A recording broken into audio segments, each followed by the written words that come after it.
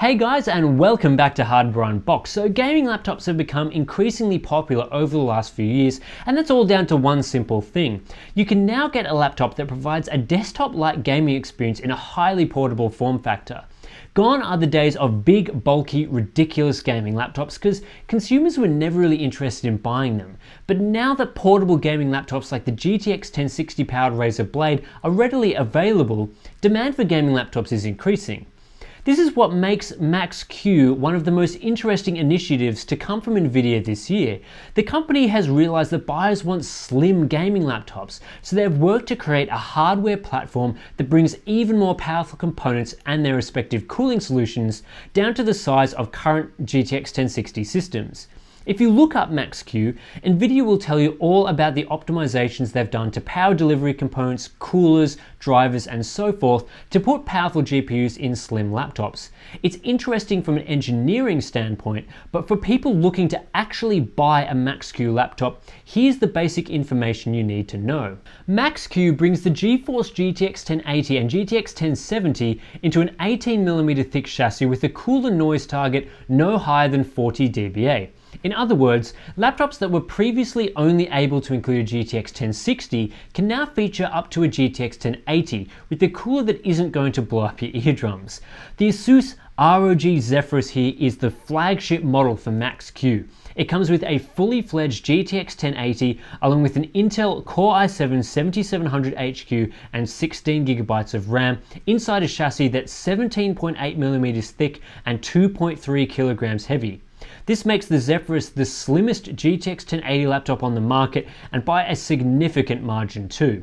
With this sort of hardware, it's no surprise the Zephyrus costs $2,700 in its standard configuration. My review unit, which bumps up the RAM to 24GB and the SSD from 512GB to 1TB, pushes the price even higher. Now that I've had extended hands-on time with the unit, it's time to dive into the unique Zephyrus design. The most immediately obvious aspect is the position of the keyboard, which sits at the bottom of the base in order to make room for a large slab of components at the top.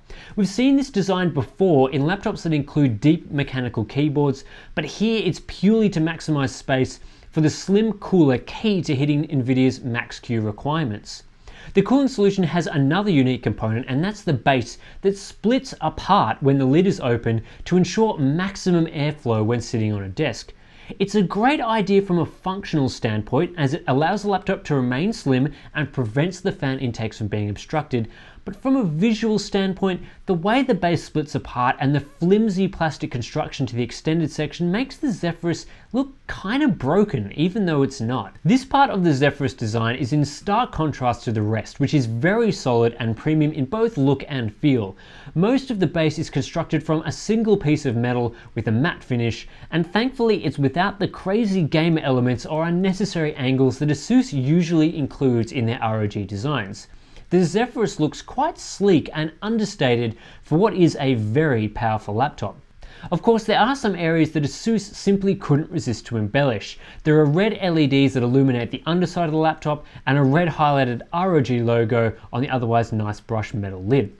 With the cooler placing vents along the rear and on the left side of the laptop, most ports are found towards the front of each side. On the left is the power port, HDMI 2.0 and 2 USB 3.0 ports plus a 3.5mm audio jack, and on the right you get a further 2 USB 3.0 ports and a Thunderbolt 3 port.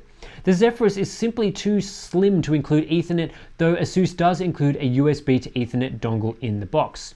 One of the biggest concerns I had with the Zephyrus design is the position of the keyboard.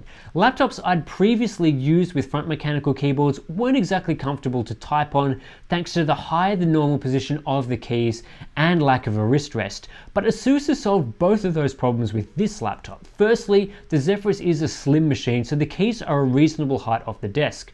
Secondly, they include a rubber wrist rest in the box that can be placed along the bottom edge of the laptop for additional comfort. The rest doesn't attach to the laptop physically in any way, but just positioning it under the keyboard can make a difference.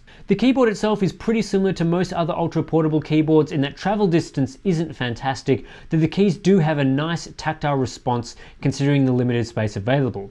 Some of the modifier keys are shorter than usual to fit in the slightly above average speakers on the sides of the laptop, though this didn't seem to affect the usability of the keyboard. The spacebar is certainly very generous as well. The trackpad is another point of contention due to its odd location on the right side of the keyboard.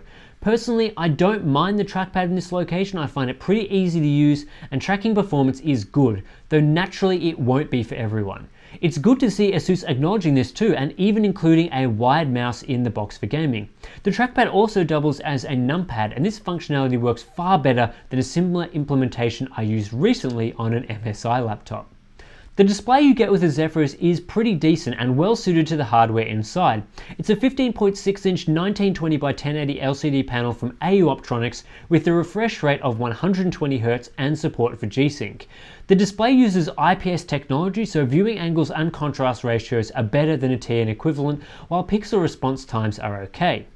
Putting the display through our usual array of tests reveals a maximum brightness of 310 nits, along with a contrast ratio of 1225:1. The display is a bit too cold for color accurate work due to a color temperature of 7126K, though a grayscale Delta E 2000 value of 2.69 isn't terrible. Saturation and color checker averages of 3.36 and 3.92 respectively aren't suitable for color accurate work either, though neither is outrageously terrible for a gaming laptop.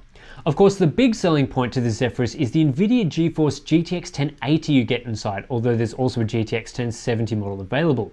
The GTX 1080 for laptops is identical to the desktop variant, with 2560 CUDA cores, a rated boost clock speed of 1733 MHz, and 8GB of GDDR5X clocked at 10,000 MHz. With NVIDIA's Max-Q design though, the GTX 1080 may not necessarily run at the same clock speeds as other desktop variants or even laptop variants.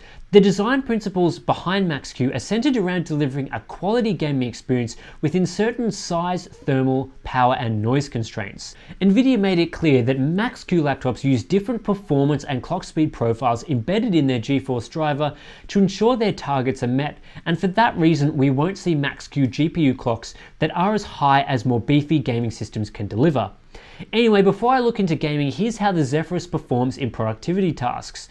While the Zephyrus is a slim and sleek machine, slenderness has never been an issue for the Core i7-7700HQ, and as such, the Zephyrus performs almost exactly on par with other gaming systems that use the 7700HQ across a range of productivity workloads.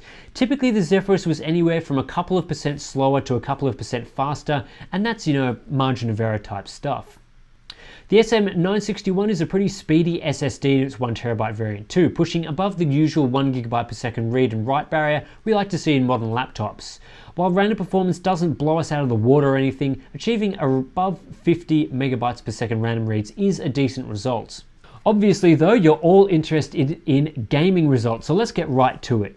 Normally I'd start here with some older games, but let's be honest, no one is using a GTX 1080 laptop to play Bioshock Infinite, so let's cut right to the chase. In Rise of the Tomb Raider, the Zephyrus performs pretty well. Average frame rates are 8% better than the ROG GL502 VS, which uses a GTX 1070 and the same CPU as the Zephyrus, while minimum frame rates are a whopping 63% better. You can see here the MSI GT73 VR as well, which is a GTX 1080 laptop that unfortunately I only have average frame rate data for. The GT73 VR does have a faster Core i7-6820HK CPU, though Rise of the Tomb Raider is pretty GPU limited, and here the GT73 VR pulls away by a large margin. Deus Ex Mankind Divided is one of the best titles here for the Zephyrus, performing on par with the GT73 VR and 18% ahead of the GTX 1070. Minimum frame rates are strong as well, so with the G-Sync display, you're getting a great experience here at ultra quality settings. Hitman performs strongly with maximum details, averaging nearly 100 FPS and pushing near 60 FPS with its 1% low.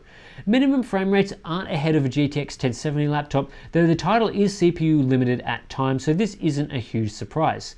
Another CPU heavy title is Civilization 6, which plays well on the Zephyrus set to maximum detail levels. 1% low frame rates are a good 18% faster than our GTX 1070 gaming laptop, although averages aren't significantly improved. Watch Dogs 2 is one of the few games I tested that didn't see a massive performance improvement over the GL502 VS, only gaining a few frames on average and hitting the same 1% low. Performance here is still acceptable at ultra detail settings, though I suspect people purchasing a GTX 1080 laptop may have wanted better results. The final game I looked at in detail is Mass Effect Andromeda, which hits a strong average of 83 FPS and a 1% low 52 FPS inside the demanding Tempest area of the game at maximum quality settings. I don't have GTX 1070 data here, though the Zephyrus is significantly faster than GTX 1060 laptops, as you can see. When looking at average figures across all the games I tested, there are some interesting things to note, particularly when comparing the Zephyrus to a GTX 1070 laptop with the same Core i7 7700 HQ inside. Here, the Zephyrus was typically around 10% faster when looking at average frame rates, though this expands to 15% when looking at minimums. Comparisons between the GT73 VR with its GTX 1080 and the Zephyrus do paint a more interesting picture. Here the GT73 VR is 10% faster on average despite having the same physical GPU inside. Some of this is down to the faster CPU, which can present a bottleneck at 1080p, but some of the most GPU demanding titles see gains around that 10% mark. The end result is that the GTX 1080 Max-Q sits almost exactly between the GTX 1070 and GTX 1080 in terms of gaming performance. 10% faster than the GTX 1070, but the GTX 1080 takes its own 10% lead. While this performance delta is certainly going to disappoint some that want the best performance out of their GTX 1080 laptop, there are a few things to consider. I've already talked a lot about the size, and that's something to keep in mind, as the MSI GT73 VR I was comparing the Zephyrus to is at least twice the size. Then there's also the fact you can, I guess, overclock the GTX 1080 in the Max-Q laptops to bypass the Max-Q power, thermal and noise restrictions, thereby unleashing the full power of the GTX 1080 chip inside, provided there's enough thermal headroom. Unfortunately, I didn't have time to mess around with overclocking the Zephyrus. Asus want this review unit back pretty soon, but I do believe there is plenty of headroom here. Under the load of AIDA64 stability tests hitting the CPU and Watch Dogs 2 hitting the GPU, the CPU topped out at around 88 degrees Celsius while the GPU hit 77 to 80 degrees Celsius. Now I wouldn't go overclocking the CPU here, and well, it's not even possible anyway, but overclocking the GPU should be no trouble at all with these sorts of temperature figures, provided you're willing to put up with faster fan speeds, perhaps a bit of extra noise and higher temperatures. The other thing to keep in mind though is the noise. One aspect of Max-Q design is a noise target of under 40 dBA for the cooler, and the Zephyrus easily hits this even under an AIDA64 stress test, as it's one of the quietest gaming laptops I've reviewed. Now it's not silent, but most gaming laptops with this sort of hardware are outrageously loud when under full load. Even slower gaming machines like the Razer Blade are deafening in comparison to this system. You won't need headphones with the Zephyrus, and that's something I haven't been able to say about many gaming laptops. Even the laptop's built-in speakers can drown out the noise of this laptop's fan noise while gaming. The Asus ROG Zephyrus is an excellent example of great engineering. The ability to take a powerful GPU like the GeForce GTX 1080 and slot it into a laptop chassis previously restricted to GTX 1060s while hitting reasonable thermals and outstanding noise targets is a huge step forward for gaming laptops. Anyone who purchases a Zephyrus should be very happy with the product, and I can't wait to see what other Max-Q products we get in the future.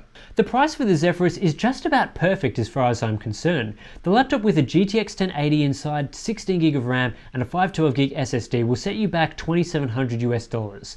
It's a fair bit more expensive than mid-tier GTX 1070 laptops, but cheaper than other GTX 1080 laptops by several $100s. I was actually surprised to discover that the Zephyrus price fits in so well with other laptops considering its performance. I was fully expecting it to cost just as much as other GTX 1080 laptops, but with the excuse that it comes with reduced performance as a trade-off for increased portability. So there's no doubt that the Zephyrus is an expensive laptop, but for what it provides, it's hard to think of a better product on the market right now. Anyway, that's it for this look at the Asus ROG Zephyrus. If you're interested in this laptop, we'll have links to check its price on Amazon in the description below. And of course, we will catch you in our next laptop review.